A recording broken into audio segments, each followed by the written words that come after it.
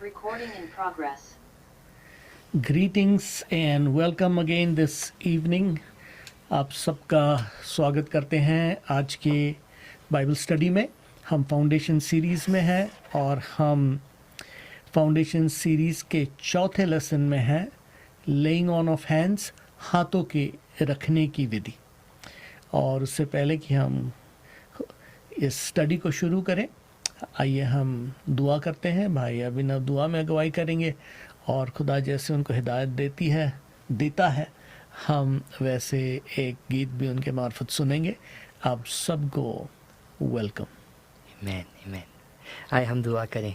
प्यारे पिता परमेश्वर, हम आपका धन्यवाद करते हैं प्रभु जी, सारा आदर और महिमा आपको देते हैं। और प्रभु इस दिन के लिए आपका धन्यवाद करते हैं। हर एक भाई हर एक बहन जो इस समय जुड़ रहे हैं, जो हमें सुन रहे हैं, देख रहे हैं, उनके लिए प्रभु हम आपका धन्यवाद करते हैं। और प्रभु आपकी खास बरकत आज के इस सेशन पर मांगते हैं प्रभु जी। आज होने दे प्रभु, आपने वचन के द्वारा प्रभु आप हमें से हर एक से बात करें प्रभु। आज जब हम हाथों के रखने की इस विधि को, the laying on off hands, this doctrine, Lord, as we learn about it, as we grow as your disciples, as your children, help us, Lord. Fill us with your grace. Give us your Holy Spirit, Lord. And Lord, as we learn together, Lord, help us to become more mature and grow in your knowledge and in serving and following you. We thank you, God, and give this time into your hands. Give every life into your hands, Lord. Now speak to all of us. Lord, we give you all glory. In Jesus' name, amen. आए हम अपने अपने दिलों को इस समय खोलें और प्रभु के हुजूरी में आए। Let us invite the Holy Spirit to come and touch us. उसकी पाक हुजूरी को हम अपने बीच में बुलाएं और उससे कहें, प्रभु आ और मुझे छू ले, आ और मुझे छू ले। अपने हाथ को बढ़ा प्रभु, अपनी अनॉइंटिंग से, अपने अनुग्रह से आज प्रभु तू भर दे। आए अपने अपने दिलों को हम खाली करें और परमेश्वर की प्रेजेंस में आए। आमीन। छू मुझे छू खुदारू, मुझे छू छू मुझे छू खुदारू, मुझे छू। मेरी जान को, मेरी रूह को, मेरे बदन को छू।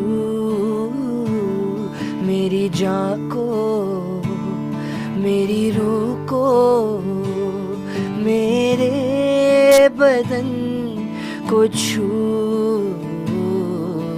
छू। मुझे छू खुदारू, मुझे छू। मट्टी को कुम्हार जैसे हाथों से अपने सवारे, यूं ही कलामे खुदावन गूंदे हमें और निखारे। मुझे धो खुदारू, मुझे धो। छू मुझे छू खुदारू, मुझे छू। होठों को छू, सोचों को छू, ख्यालों को छू ऐ यीशु। होठों को छू, सोचों को छू, ख्यालों को छू ऐ यीशु। छू मुझे छू खुदारू, मुझे छू मुझे छू खुदारू, मुझे छू। आमीन। खुदावंद हमें से हर एक को छुए और हमारी जिंदगियों में एक नए काम को करे। We pray that God would touch all of us and do a new work in all our lives. इब्रानियों को छठा बाब पहली 2 आयतें में इब्रानियों का लिखने वाला कहता है, आओ हम प्रौढ़ता की तरफ आगे बढ़े और उन बुनियादी शिक्षाओं की नींव को बार बार फिर से ना डालें। In Hebrews chapter 6 verse 1 to 2, the Bible says, let us go on to perfection, not laying again the foundation of repentance, of dead works, of faith in God, the doctrine of baptism, laying on of hands, of resurrection of the dead, and eternal judgment. तो ये 6 बुनियादी तालीमें हैं These are the 6 foundations. और उसमें से जो चौथी है वो है हाथों का रखना। And the fourth among these 6 is the laying on of जब hands. पहली बार मैंने पढ़ा मुझे समझ में नहीं आया कि इतनी जो इम्पोर्टेंट तालीमें हैं कि मनफिराओ, खुदा पर ईमान, बपतिस्मे, मुर्दों से जी उठना, अनंत काल का न्याय, इसमें हाथों का रखना क्यों डाला गया? The first time when I read this verse, among all the 6 doctrines that are mentioned, the laying on of hands stood out to me that why is this introduced, why is this kept here in among the foundations? इसमें क्या बताया जाएगा, इसकी क्या जरूरत है? What is told in this and why is this important? तो हाथों का रखना जो है सारी बाइबल में पैदाइश से लेके मुकाशफे तक हम बार बार इसको देखते हैं कि सिर्फ ये एक स्वाभाविक कार्य ही नहीं है पर उसका एक रूहानी उसके पीछे एक मकसद है। In the Bible, we look from Genesis to Revelation that the laying on of hands is not just an act but has a spiritual significance. बगैर उसके वैसे हाथों के रखने में कोई वैसे खास वजन नहीं है। If you just think about laying on of hands as a physical act, there is no purpose in that. कई बार हम कितनी चीज़ों पर कितने बार हाथ रखते ही रहते हैं। And we keep our hands on a lot of things a lot of times. तो अब क्या हाथ को रखने में ऐसी कौन सी बड़ी बात है? So what is the big thing about laying of hands? पर जब खुदा के मर्जी और उसके मकसद, उसके इरादे और उसके प्लान के मुताबिक जब ये किया जाता है, उसके पीछे जो उसका अर्थ है, उसके पीछे जो मकसद है वो काम करता है। But when this act of laying on of hands is done in the purpose, in the will of God, then there is a significance to it. तो बाइबल बार बार हमें इसकी तालीम देती है। The Bible time and again gives us a teaching about the laying on of hands. तो हम अपने foundation series में आगे बढ़ते हैं और चौथे टॉपिक पे हम हैं और वो है हाथों का रखना। And we go forward in our series of foundations, and this is the fourth of the foundation, which is the laying on of hands. हम देखेंगे इसका मकसद क्या है And we will look at what is the purpose of this. और हमारी जिंदगी में इससे हम क्या सीखते हैं। And what can we learn through this in our life. तो ये एक रूहानी सिद्धांत है। So the laying on of hands is a doctrine. Bible हमें बताती है कि इसकी मुराद रूहानी इख्तियार के साथ है। And it comes with a spiritual authority. Bible कहती है रोमियो 13:1 में हर एक जन जो उसके ऊपर इख्तियार जिसको है उसके अधीन रहे, क्योंकि जो भी इख्तियार है वो खुदा के तरफ से है और खुदा ही है जो इख्तियार देता है। In Romans chapter 13 verse 1, the Bible says, let everyone be subject to the governing authorities, for there is no authority except that which God has established. The authorities that exist have been established by God. सारा इख्तियार खुदा का ही है। All authority is of God. जितने भी इंसान हैं उनको दिया हुआ इख्तियार है, सीमित इख्तियार है। And all humans have a delegated authority, a limited authority. खुदा ही है जो अपने कलीसिया के ऊपर कादर मुतलक है God is sovereign over the church. और इसलिए हमें वही हम कर सकते हैं जो खुदा चाहता है। And that is the reason we can only acknowledge what God wants. हम अपनी मर्जी कलीसिया में नहीं कर सकते। We cannot do our will in the church. कलीसिया हमारी नहीं है, The church is not ours. कलीसिया यीशु की है। The church is of Jesus Christ. Bible कहती कलीसिया मसीह का बदन है, The Bible says that the church is the body of Christ. इख्तियार मसीह का है The authority is of God. और वही कलीसिया में जो चाहे जैसा चाहे करता है।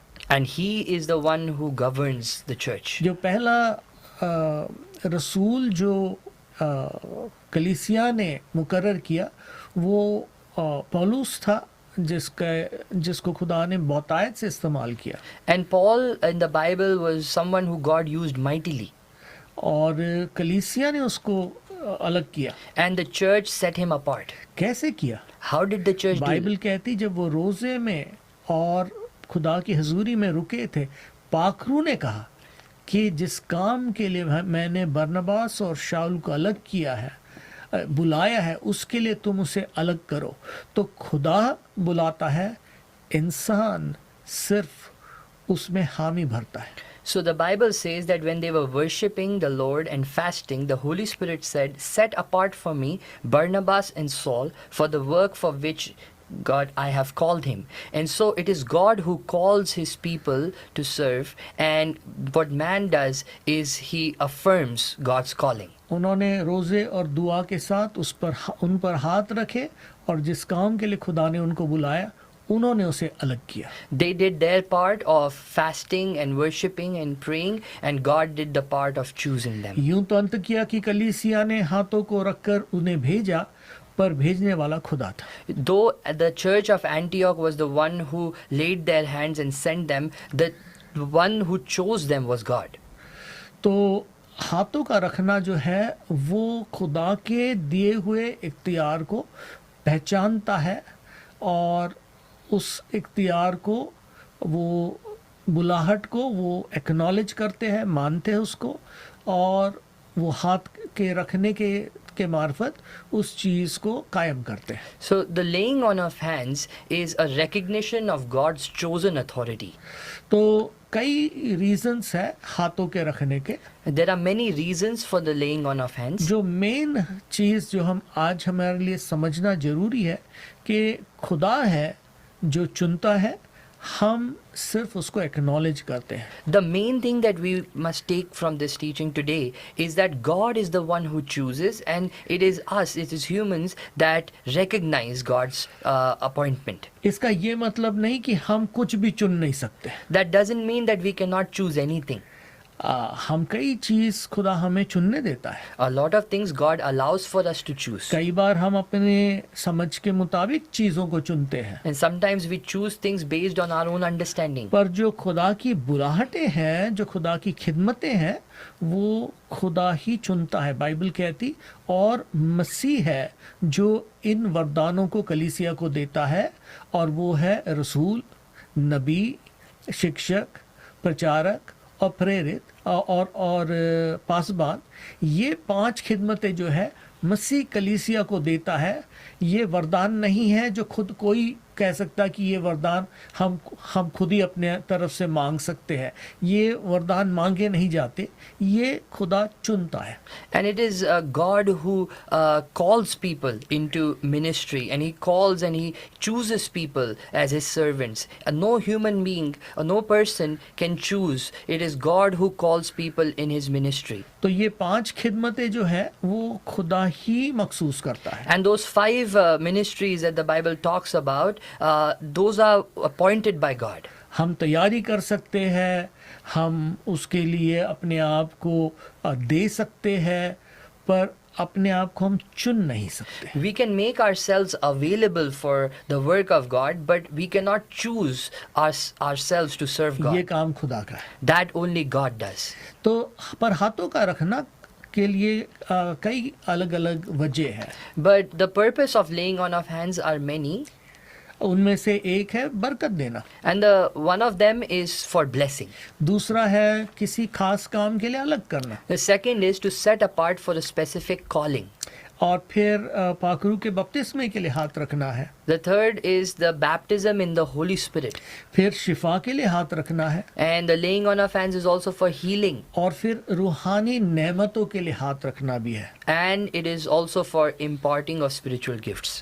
तो ये जो रीजंस है उसमें से पहला हम देखते हैं, और वो है बरकत देना। First among the purpose of laying on of hands we will look at is for blessing.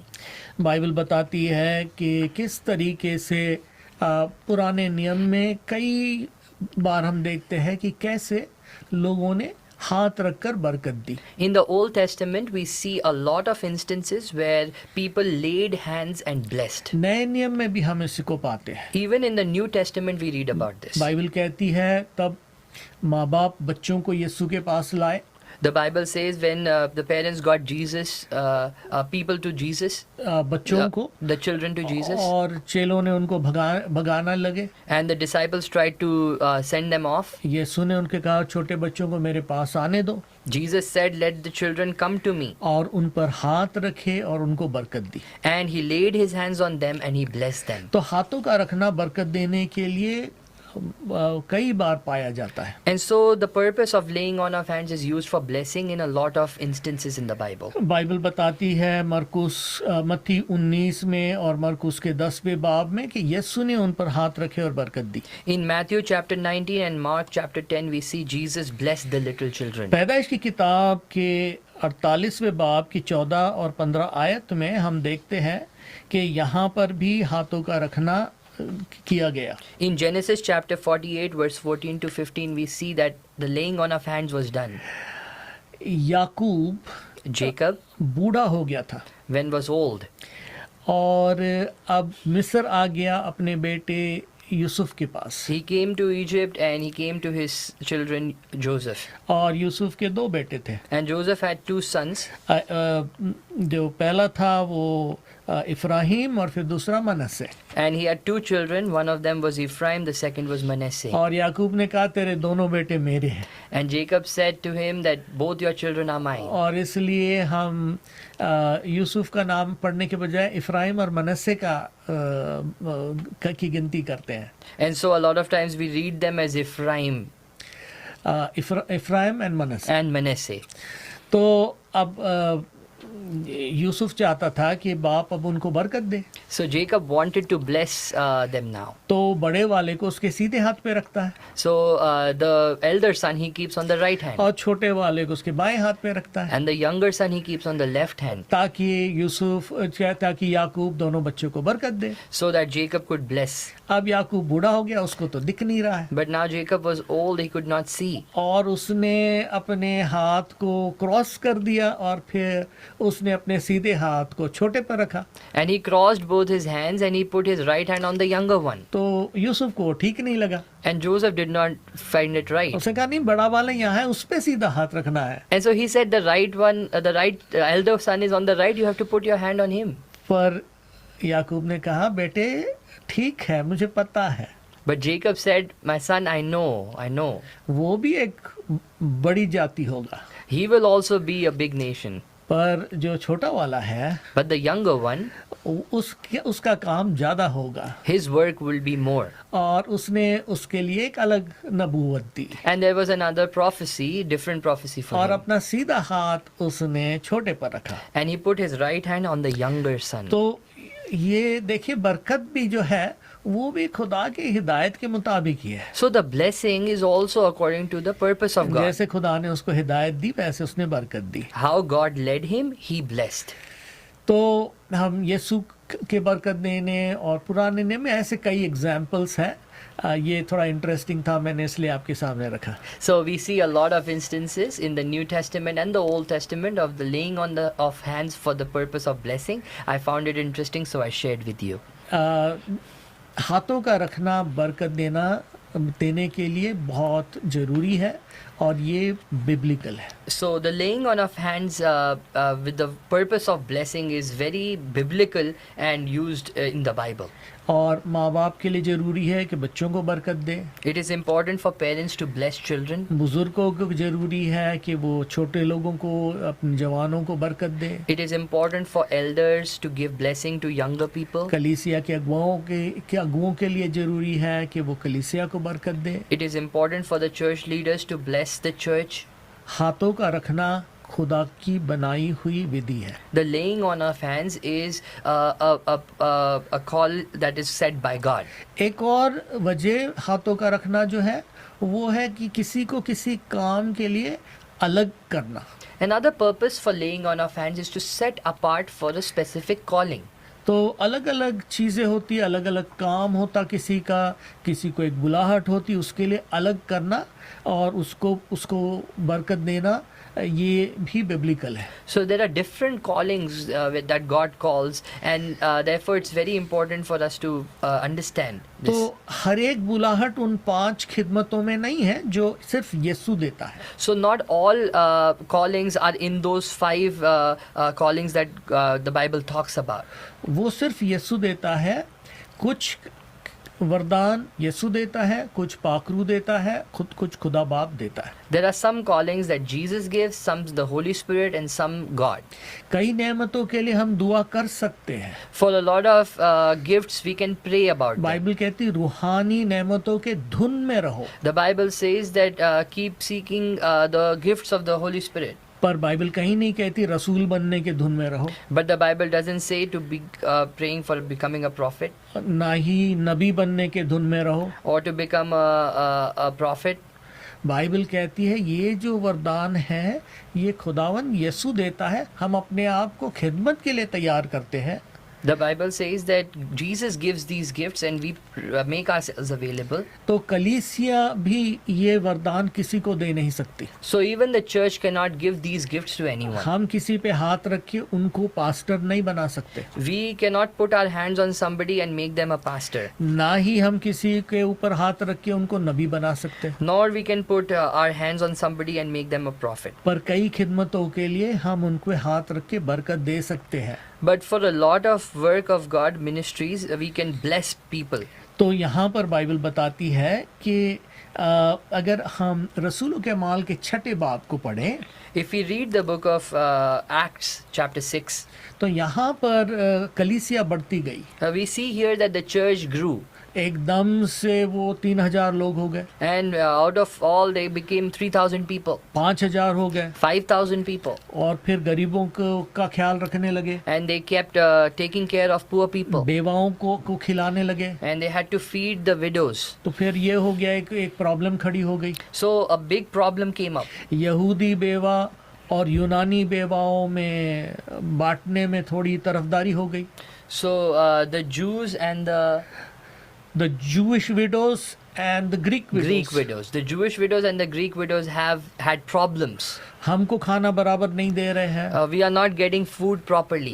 तरफदारी हो रही है। There is a preference being given. तो फिर वो रसूलों के पास अपनी प्रॉब्लम ले आए। So they got their problems to the elders. तो उन्होंने कहा कि हम खुदा की खिदमत करने को छोड़ करके खाने पीने के मसले को नहीं देखेंगे। So they said that for us doing God's work is more important than looking into these trivial matters. तुम 7 लोगों को चुनो You choose 7 people और हमें बताओ, and tell us. ऐसे लोग जिनमें रूल कुद्स भरा हुआ है। In those people there should be Holy Spirit.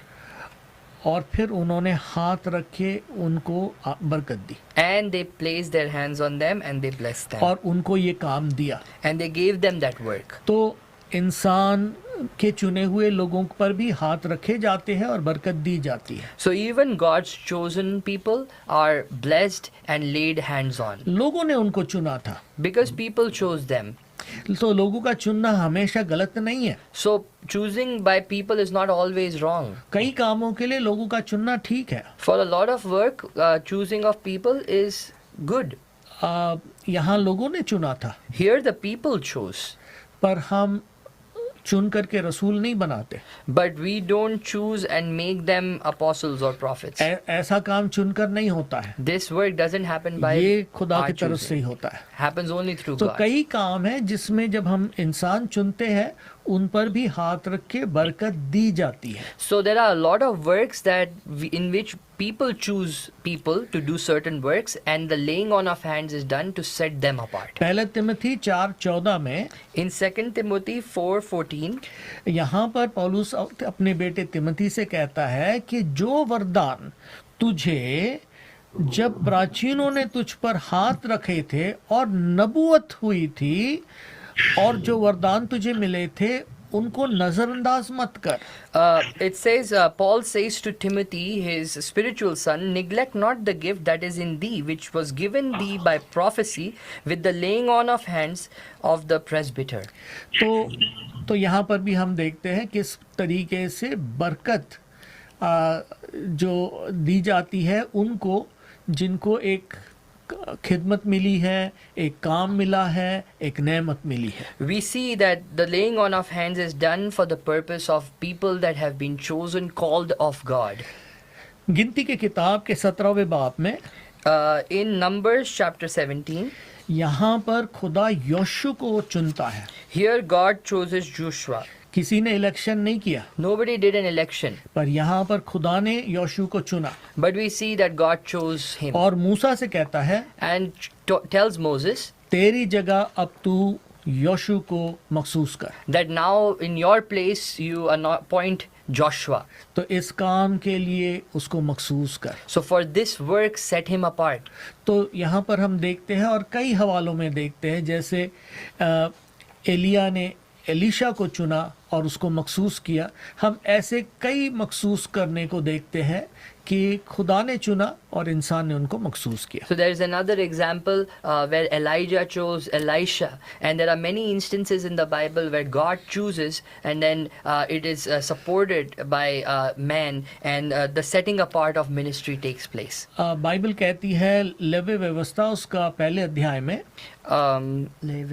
Leviticus In Leviticus chapter 5, chapter 1 I'm sorry. तो यहाँ पर Leviticus chapter 1 verse 4. तो यहाँ पर हम देखते हैं कि किस तरीके से जो अटोनमेंट है या जो एवजी बलिदान है, कुर्बानी है, उसके बारे में कि जब भी कोई इंसान जो है अपने गुनाहों के बदले में तौबा के तरीके से एक कुर्बानी जब लेकर के आता है तो बाइबल बताती है कि वो उस कुर्बानी पर अपने हाथ को रखेगा। So in Leviticus chapter 1 verse 4 we see that when the offering is brought in, that is when there is a laying on of hands that takes place to the burnt offering, and it is accepted to God. तो ये हाथ रखना जो है उस कुर्बानी पे जो गुनाह के बदले अटोनमेंट के लिए दी जा रही है।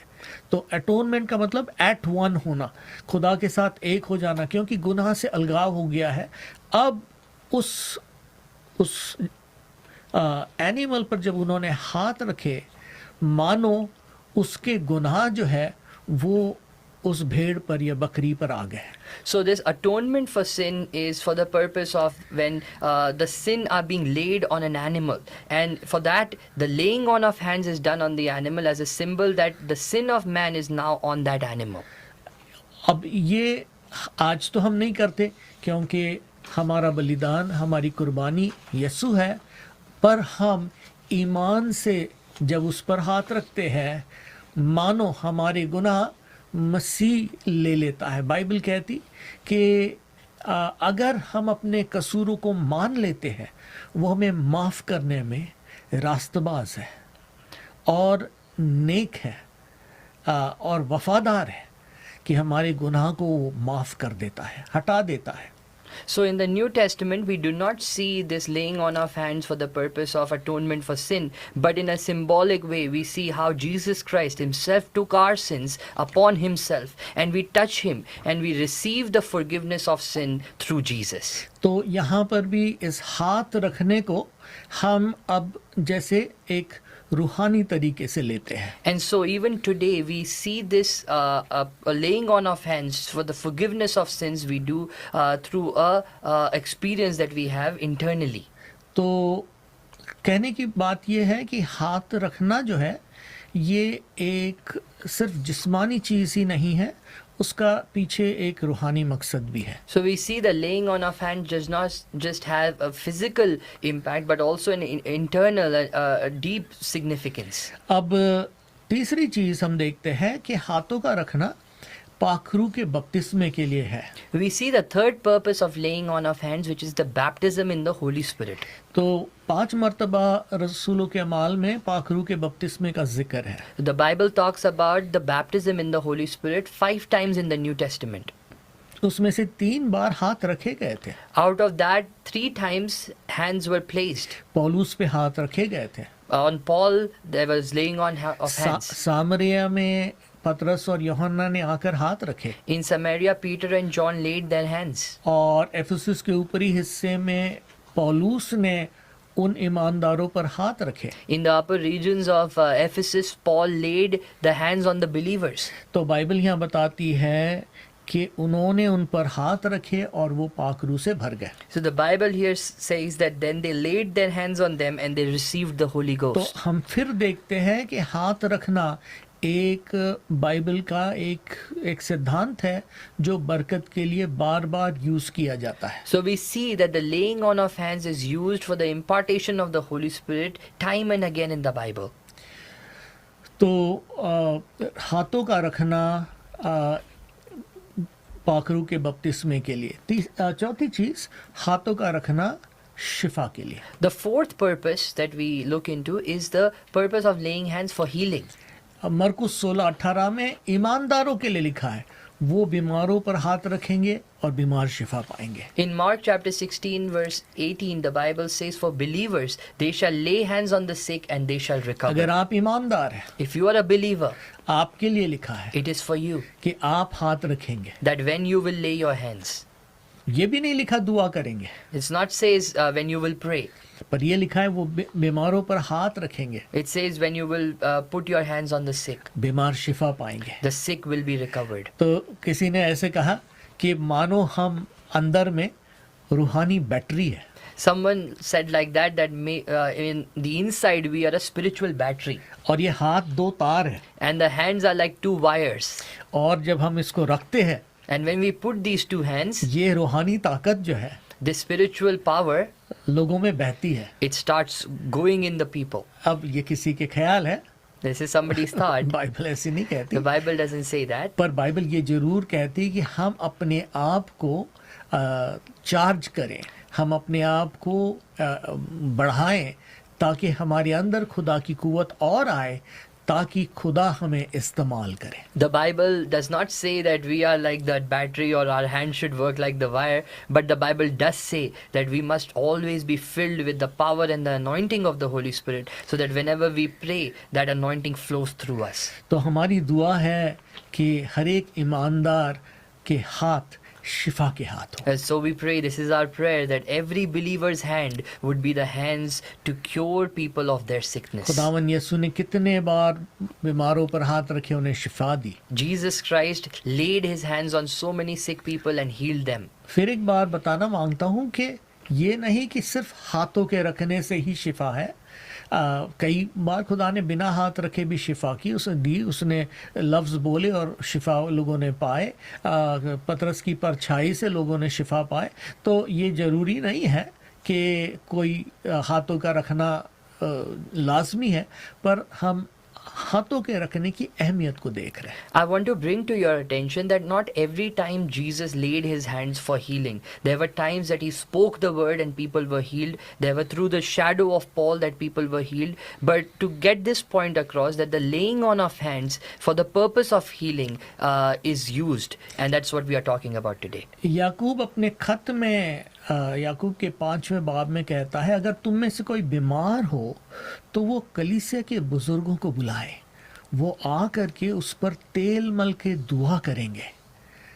और बाइबल कहती है अगर उसने गुनाह किए हो वो माफ़ हो जाएंगे और ईमान के दुआ से बीमार चंगा हो जाएगा।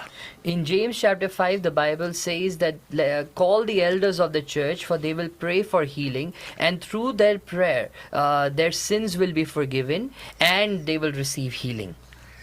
तो यहाँ पर आदेश दिया गया है कि बुजुर्ग, कलीसिया के बुजुर्गों को, एल्डर्स को बुलाया जाए, वो तेल मल के दुआ करेंगे और हाथ रखेंगे।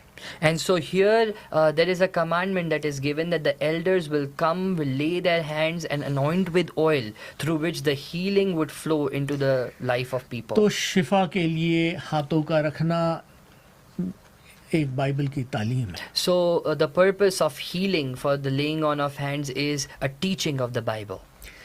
फिर बाइबल हमें बताती है कि हाथों का रखना रूहानी नेमतों को देने के लिए। The fifth thing that we learn about the purpose of laying on of hands is for the impartation of spiritual gifts. Bible कहती है कि हाथ रख के रूहानी नेमतें दिए जाते हैं। The Bible says that spiritual gifts are imparted through the laying on of hands. दूसरे तिमोथी के पहले बाब के 6 आयत में पौलुस तिमोथी को याद दिलाता है कि वो नेमत जो तुझे मेरे हाथों के रखने से मिले थे उन्हें तू जगा दे। In 2 Timothy chapter 1 verse 6, Paul says to Timothy, "Wherefore I put thee in remembrance that thou stir up the gift of God which is in thee by putting on of my hands." इसका मतलब जब पौलुस ने रसूल ने जब हाथ रखे तिमोथी के लिए दुआ की थी और नबूवत की थी, वो रूहानी नेमतें खुदा ने तिमोथी को भी दिए। और अब पौलुस कहता है कि तुझे वो नेमत हाथों के रखने से मिले, उसको तू अब जगा दे। And when Paul was chosen by God, God gave him gifts to serve him. And those gifts then Paul gave to his spiritual son Timothy. And he said, now stir up these gifts that I gave you through the laying on of hands. तो हाथों के रखना एक Bible का बड़ा सिद्धांत है। So the impartation of spiritual gifts happens through the laying on of hands. अब बाइबल एक चेतावनी देती है। Now Bible gives a caution. Bible यहाँ पर कहती है पहले तिमोथी के 5वें बाब के 22वें आयत में, The Bible says in 1 Timothy chapter 5 verse 22, जल्दबाजी में किसी पे हाथ मत रख don't lay your hand suddenly on any man. और उनके गुनाह की जिम्मेदारी मत ले। And don't do it hastily and don't take the responsibility of their sins. अपने आप को साफ रख। Keep yourself pure. अब इस आयत को कैसे समझे? And how do we understand this verse? क्या अपने हाथ को किसी पे नहीं रखना है? So should we not put our hands on anyone? क्या हम ग्लव्स पहन कर रहे हैं? Should we wear gloves? क्योंकि अपने हाथ हमें नहीं रखना है किसी पर जल्दबाजी में। Because we don't have to hastily put our hands on someone. किसी के लिए दुआई ना करें Do not pray for anyone और हाथ ही ना रखें। and not put our hands on anyone. नहीं, यहाँ कहने की मुराद ये है, No, the Bible says that पौलुस तिमोथी से कह रहा है जल्दबाजी में किसी को किसी खिदमत के लिए अपने हाथों को रखकर मखसूस मत कर। no, Paul is saying here to Timothy that don't hastily or in a hurry lay your hands on somebody to be called for ministry.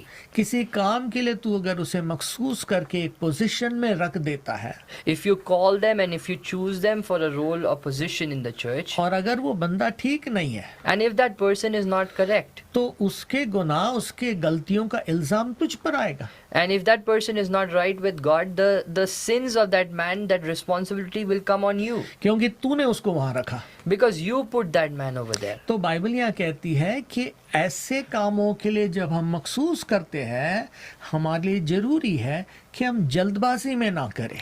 And that implies that when you are laying hands to endorse or to approve someone for the work of God, we should not hurry. क्योंकि अगर आपने गलत कर दिया तो फिर उसकी जिम्मेदारी भी आप पर पड़ेगी। Because if you do hastily and you do wrong, then that responsibility will also come on you. इसका ये मतलब नहीं कि किसी पर भी हाथ ना मत रखो। That doesn't mean don't put your hand on anyone. अगर हम किसी पर बरकत देने के लिए हाथ रख रहे हैं, अगर दुआ के लिए हाथ रख रहे हैं, अगर शिफा के लिए हाथ रख रहे हैं, तो ये सब तो वाजिब है। If you're putting your hands for the purpose of blessing, for the purpose of impartation of gifts for healing, then it is justifiable. तो बाइबल हमें साफ बताती है कि हाथों का रखना जो है इसकी अहमियत समझकर किसी पर भी जल्दबाजी में किसी काम के लिए किसी पोजीशन के, क्योंकि तिमोथी कलीसिया का अगुआ था और उसके लिए ज़रूरी था कि वो कलीसिया की रहनुमाई के लिए जब लोगों को चुन रहा है, जब एल्डर्स को चुन रहा है, तो उसमें वो समझदारी के साथ करे, वही करे जो खुदा कहता है और जल्दबाजी में ना करें. And therefore, if you look into the context of what we are talking, this is when Paul is saying to Timothy, as when he's appointing elders in the church, when he's giving responsibilities and roles to what God has called, to be very cautious as not hastily choose wrong people in ministry. हाथों का रखना Bible का एक बहुत बड़ा सिद्धांत है. The laying on of hands is a very important teaching of the और Bible. इसको समझना जरूरी है क्योंकि सारा इख्तियार खुदा का है. And it is very important that we as believers understand, because all authority belongs to God. हमारे पास लिमिटेड इख्तियार है. We have limited authority. वो इख्तियार कितना, उसका लिमिट क्या है, उसके दायरे क्या है, हमने क्या करना चाहिए, क्या हमने नहीं करना चाहिए, बाइबल हमें समझाती है. And what we are supposed to do with that authority, what we can do, what we cannot do, the Bible tells us. और इसलिए ये एक फंडामेंटल टीचिंग है. And that is the reason it is a fundamental teaching. Bible बताती है हाथों का रखना खिदमत के कामों के लिए है. And the Bible tells us that the laying on of hands today is for the purpose of appointing ministers. हाथों का रखना शिफा के लिए है. It is for the purpose of healing.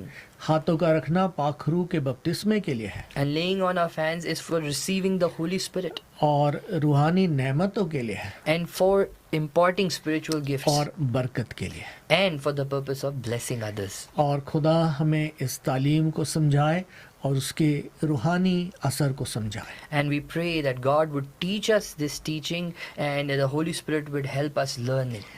तो आशा है कि इसको आपने समझा और आपको बरकत मिली और खुदावंद आपको हर बात में आपकी रहनुमाई करे और लीड करे. आइए हम दुआ करते हैं और भाई अभी दुआ में अगुवाई करें. We pray that this teaching was a blessing to you, and we pray that God would richly bless you through this teaching. और तुरंत इसके बाद हम क्विज में जाएंगे दुआ के बाद, और भाई आली आपको हम टेक ओवर करने बोलेंगे. Okay, we'll go into the quiz right after this prayer. Let us join in prayer. Dear God, we thank you, Lord, for this word.